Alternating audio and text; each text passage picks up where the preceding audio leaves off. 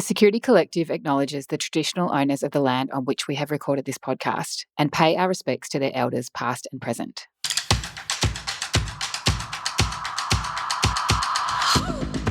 Season 9 of the Security Collective podcast is recorded and shared with you in partnership with LastPass, the leading password manager that enables companies of every size with the tools necessary to secure and centralise control of employee passwords and apps. You can learn more at lastpass.com.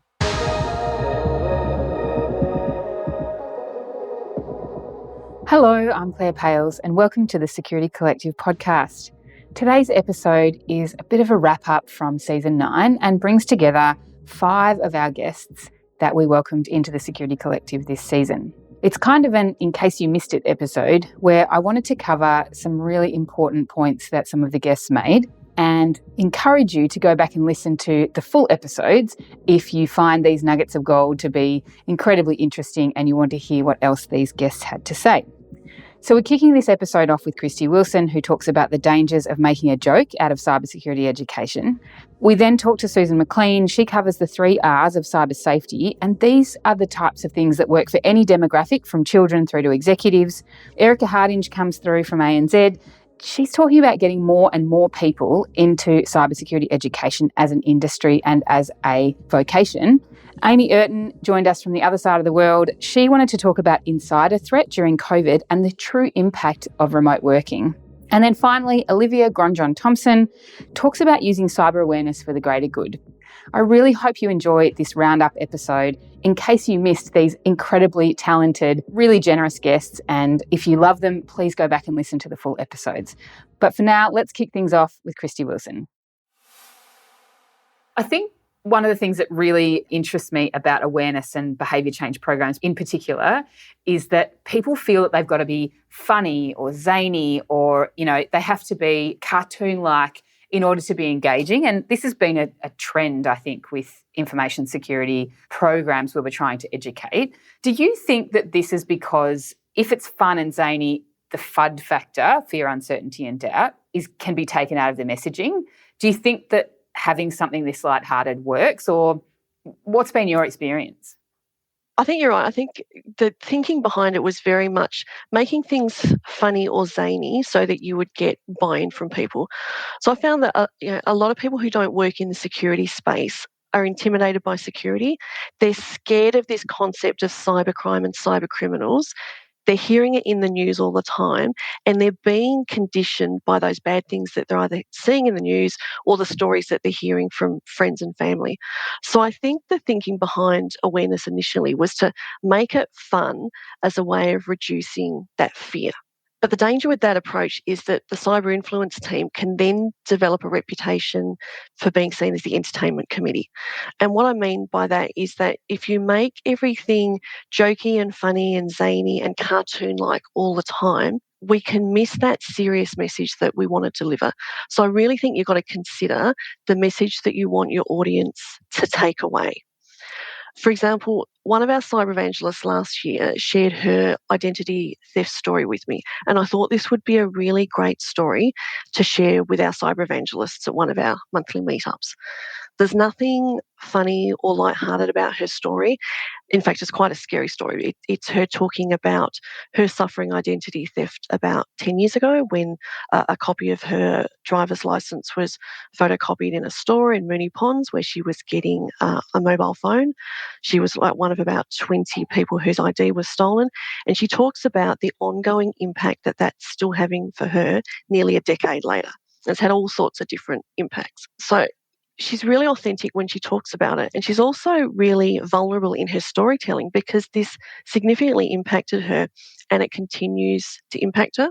She presented this story at Cyber Evangelist Group. It got really great feedback, and she's now presented this story several times to other groups across the organisation. And each time she shares it, we get really great engagement and feedback. And employees come up to us afterwards and they talk about how they've changed their behaviour based on her story. So this is a really serious story. There's nothing jokey, there's nothing zany in it, but it's got a really important message. So I think considering your audience and considering the message that you want them to take away from the information that you're giving them, storytelling is really important. And being authentic, I think, is the key. So I did want to ask you that question because when you say things like respect, responsibility and reputation, those three R's are absolutely transferable to the workplace and should be the lens through which people are looking when they're making decisions. So when you educate in schools as opposed to when you're giving advice to corporates, are there similarities and differences or does it just come back to being age appropriate? It's age appropriate, and it's interesting because the key messages in my presentation, the facts, do not change. It does not matter who I am speaking to. The only fact that would change is when I'm speaking overseas and I've got to, reference a Singapore law or a law in the UK versus a law in Australia. But the facts never, ever change. And what I often say to teenagers in particular, I give this same presentation to kids in America. And the only thing I change is the law, because that obviously varies. It varies within Australia. But we need them to be thinking about that it's not something separate to them as a person. It is them as a person.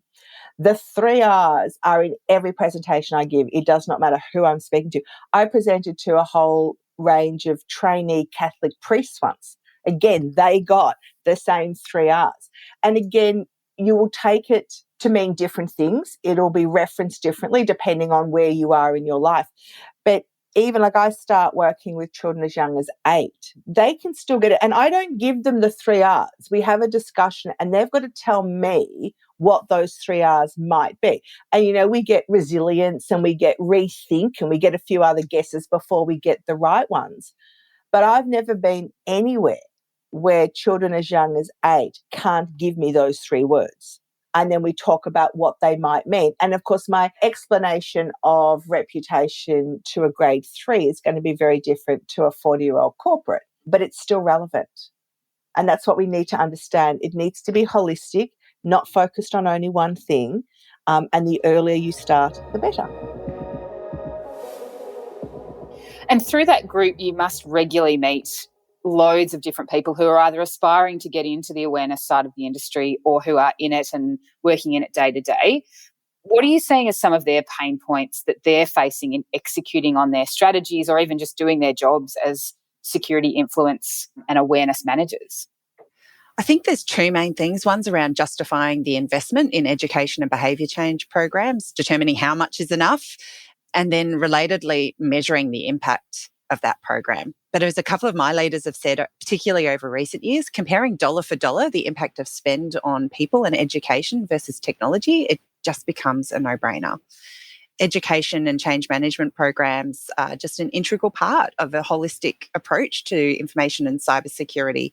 We can't do these things without the complete picture. It needs to be about people, process and technology to really come up with better solutions.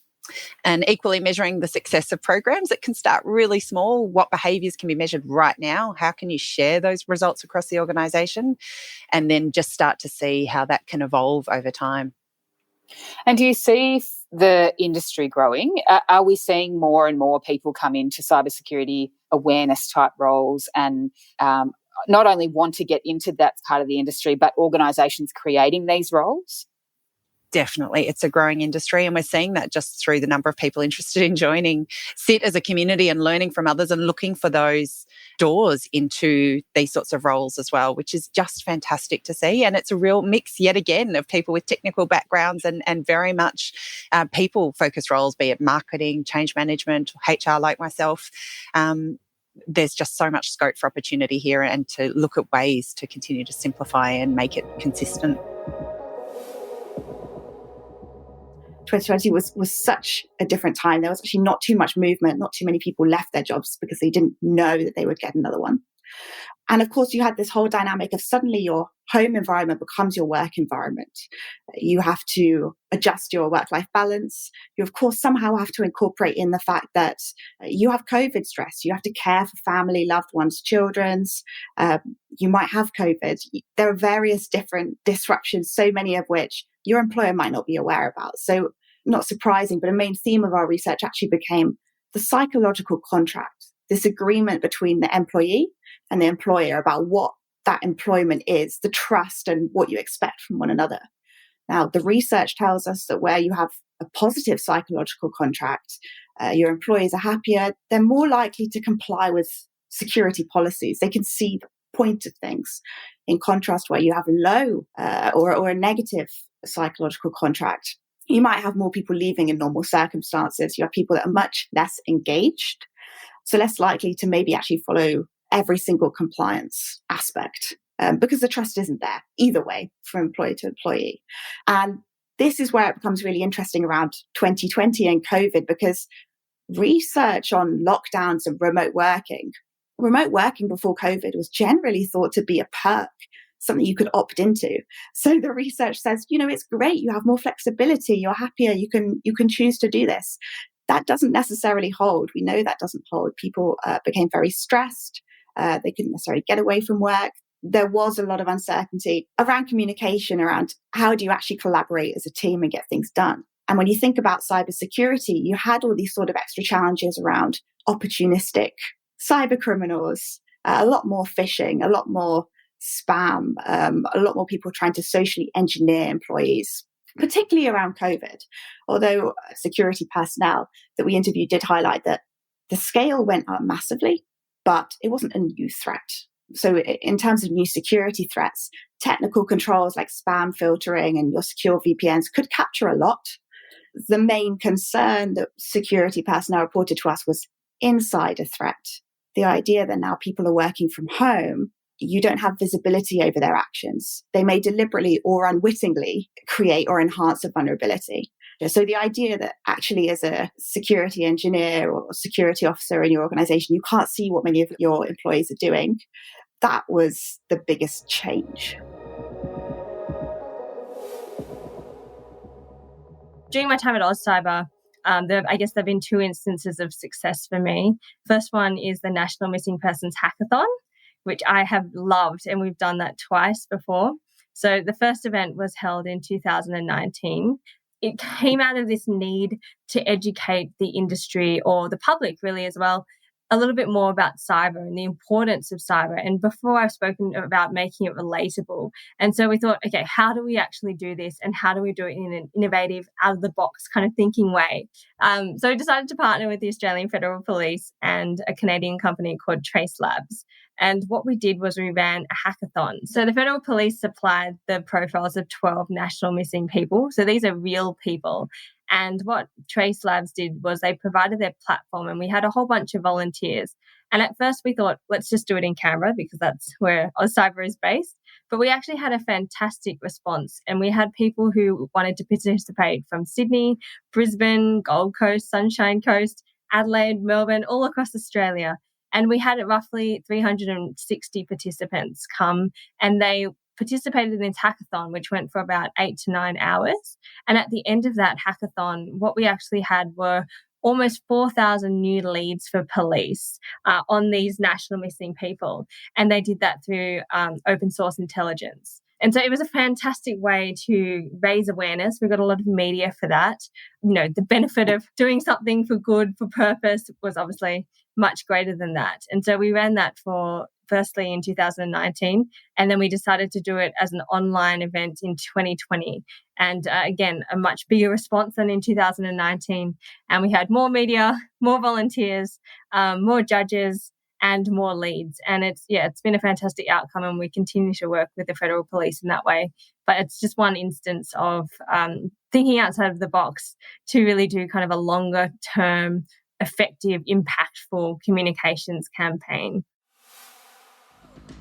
Season 9 of a Security Collective podcast is recorded and shared with you in partnership with LastPass, the leading password manager that enables companies of every size with the tools necessary to secure and centralise control of employee passwords and apps. You can learn more at lastpass.com.